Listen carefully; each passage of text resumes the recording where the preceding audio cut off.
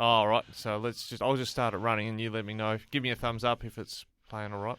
So that's the back edge of the Kingston Murray Caravan Park. The water's normally all the way out here. Yeah. So that's their pumping shed. So they've put sandbags all around. As soon as that goes in, they got no chance. Oh, dear. And that's just some, council infrastructure that's in a park out the back. Yeah, it's like Martin's. And that's only had 100. Yeah, we'll be that's at right. 200 shortly. And there'll be a decent current there as well. All right, we've got the thumbs up, so we're good to go. Cool. You all right to Whenever. Ready to roll? Okay. Great to be joined here in the studios at Flows Media Centre in Roseworthy by Tony Passon, the member for Barker. Tony, how's it going? Really well, and thanks for having me, Ricky. Always good to be visited at the studios. And look, we've got a serious situation happening on the River Murray in your electorate in South Australia. Have we been prepared well enough by our state and federal government? Absolutely not. I mean, the reality is, in particular, the state government's been caught on the hop. And the people of the Riverland feel let down and left behind. Now, let down in terms of the estimates. I mean, only a week ago we were being told to expect about 105 gigs a day across the South Australian Victorian border, and that we would see that peak in about January. Well, yesterday we had an update. Mm-hmm. That update says you can expect almost twice as much, and by the way, it'll be here next week. I mean... It beggars belief that that we have lost the opportunity to mitigate for this loss. I was in the Riverland the other day and before that on the weekend, and people just feel like they've been forgotten about. It's all very well and good for the Premier, who is getting a bit of a moniker as the number one ticket holder in South Australia because he spends a little bit too much time focused on golf tournaments, car races and footy festivals.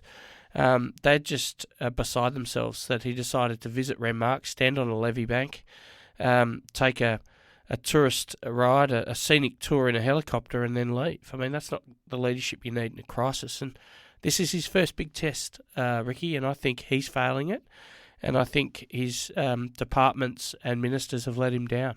Just speaking of Renmark and that levee bank situation, my recollection is the Renmark Paringa Council, which is a classic illustration where councils are crying out for money for something. They've been calling for that money for that levee bank for close to a decade.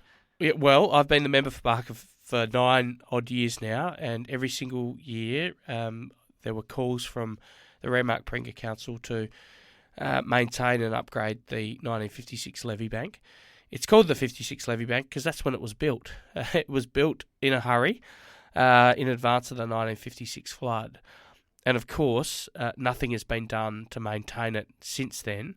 We're now playing catch-up, and it's embarrassing, actually. I mean, we've effectively waited for the water to arrive on the South Australian Victorian border before a decision has been made to upgrade that critical piece of infrastructure. For your listeners' benefit,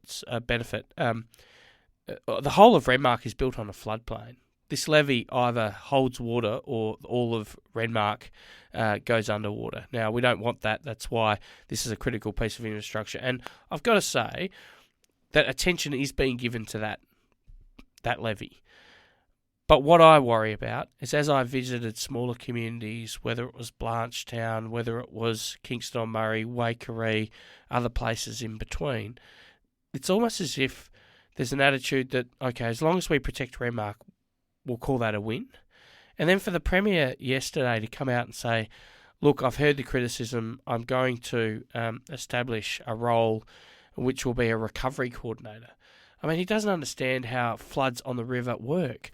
We don't want a recovery coordinator, we want a mitigation coordinator. We want someone on the ground now that can be working with communities to ensure we protect as much property as possible. We don't look at a bushfire or a house fire and sit back and say, oh, it's fine, we'll just write you a cheque when it's all burnt. We get in there and we try to fight the fire and we try to put it out to mitigate loss. That's what we should be doing on the river right now. And the Premier points to the SES and says it's their responsibility. Well, when something gets to this kind of gravity and this kind of seriousness, it ultimately rests with the Premier. And I was making the comment yesterday that if Stephen Marshall had taken this attitude to the pandemic, I don't know where we would have ended up. no, you need to show leadership, and the Premier's not doing it right now. When you talk about this, you've been in federal politics for some time, you've been involved in estimates, you see a lot of what bureaucracy does, and the climate change debate has been big. Has there been a mentality within bureaucracy that, look, climate change, Tim Flannery said we wouldn't have flooding anymore. They've been caught napping with this last 3 years of La Nina cycles and they weren't prepared for flooding adequately? I think that's right, Ricky. And every now and then events come along where the bureaucracy is mugged by reality. And it wasn't that long ago where we were advocating for dams in Victoria. Bear in mind that, if we want to hold and store more potential irrigation and environmental water for South Australian purposes, we need to dam it in Victoria or in other states. And it wasn't that long ago that Dan Andrews dismissed those calls by simply saying, well, it'll never rain enough to fill those dams, so it's a complete waste of capital. Well, I'll tell you what we could do with some dams right now. And imagine if we could fill, super dams right now to ensure that the inevitable dry period that comes with La Nina can be dealt with because we've stored this water. Well, you would have seen some of the footage of Wyangala Dam and the water surging over the top of that. Now, your federal colleague Michael McCormick, the local member for Riverina there, has been calling for some time for that dam wall to be raised. Correct, and that would allow us to hold more water back, but it would also allow us to hold more productive water in the system. I mean, it does smack of a number of things, but one of the things it is really clear of is there's been a really laissez-faire attitude to the potential for flooding because sadly, the bureaucracy has drunk the Kool-Aid, and that Kool-Aid was suggesting that there won't be prolonged wet periods ever again because we've gone through some prolonged dry periods. But nothing surer than night following days that dry periods will be followed by wet periods. And, Ricky, not to alarm your listeners, but each of the significant flood events in the river system over modern memory have occurred in a number of year patterns. So 56 was a product of a very wet 54, a very wet 55. I'm confident that we will get on top of this event. There'll be damage, no doubt, and we'll need to deal with that. But I think we'll, or at least we could have been more prepared, but notwithstanding that, we will do our best. Country people are resilient and innovative. What I really worry about is what might happen next year, because the profile's full, dams are full. If we have another La Nina and a wet winter, or even a prolonged wet summer, it could be anything. There'd been a lot of commentary, Tony, leading up to this year of the River Murray shacks and the potential for inundation there. Where are our major points of likely inundation in the River Murray Channel and floodplains that we're seeing at the moment? Okay, the really risky parts on the river are the low points. So the low points are Mannum, Morgan, Waikerie, and obviously Blanchetown. I mean, I encourage people to check the various websites that are modelling the flow. They model right up to 200 gigalitres a day. And just to put that in context, at this time of year, we would expect South Australia's almost maximum flow, which is 7 gigs a day. We're currently getting 100 as of yesterday. We're told to expect 175 within a couple of weeks, and it could get to as much as 225. I mean, 225 versus 7. And 1956 was the 300s? 320, 330. Yep. So this is the thing. We're not that far off 1956 because, of course, you need to remember that these are daily flows. So you might get 100 gigs today or 200 in a week's time. But you get it day after day after day after day, and there's only so much the floodplain can store before it starts spilling past levees and other protective structures.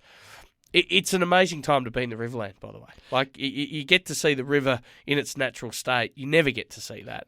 It's a phenomenal experience. It'll be magnificent for the environment, but right now our focus is on protecting both property and, more importantly, lives. And a message to all your listeners, if you're in and about the river over coming weeks, be incredibly careful. We don't know what's below the waterline. There could be anything. Now, your colleague at the state level in the Riverland, Tim Whetstone, has encouraged people to be tourists and visit the Riverland. It seems counterintuitive when you've got a threat of flooding happening, but we want to keep tourists visiting the Riverland and River Murray regions. Well, that's right. I've been calling for the same. The reality is that Riverland is structured for flood events. A flood in the river system is very different to, say, a flash flood in Adelaide.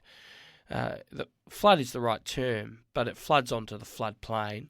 And yes, there are buildings and structures that are, for various reasons, caravan parks, other things, built on floodplains. But principally, most of the built-up areas in the Riverland are above the 1956 flood level. So it's causing very little inconvenience and embarrassment relative to what you would expect a flash flood in Adelaide would do. So it is an opportunity to come and visit. You can see a phenomenal environmental exercise, and if nothing else, it's a 1 in 50 or 100 year event. You might never get an opportunity to see a high river like this again in your lifetime, and it's worth seeing. I'm just gobsmacked as someone who's travelled through the Riverland a lot over the last 9 years. Places that I could never imagine would carry or hold water are inland lakes at the moment, and it's magnificent to see. It'll be great for the environment down the track, but the last thing we want is to leave behind our tourism operators who, let's face it, have had a number of bad years because of COVID. We're hoping to recover with a great summer trade over this summer, but to think that people are shunning them and cancelling them. The Waikerie Caravan Park told me that had 1,700 cancellations. Oh, dear. 1,700 cancellations. Yep. So don't leave your fellow Riverlander behind. If you're thinking about a trip to the Riverland, go. There is the odd road that's closed, but it won't cause you much inconvenience at all. Well, Tony Passon, also seems counterintuitive. We often talk about the Murray-Darling Basin Plan and other federal political issues. We do that regularly on Flow. We'll do that another time. But thanks for that update on the flooding and impacts in the communities in Barker. No problem, Ricky, and have a great day.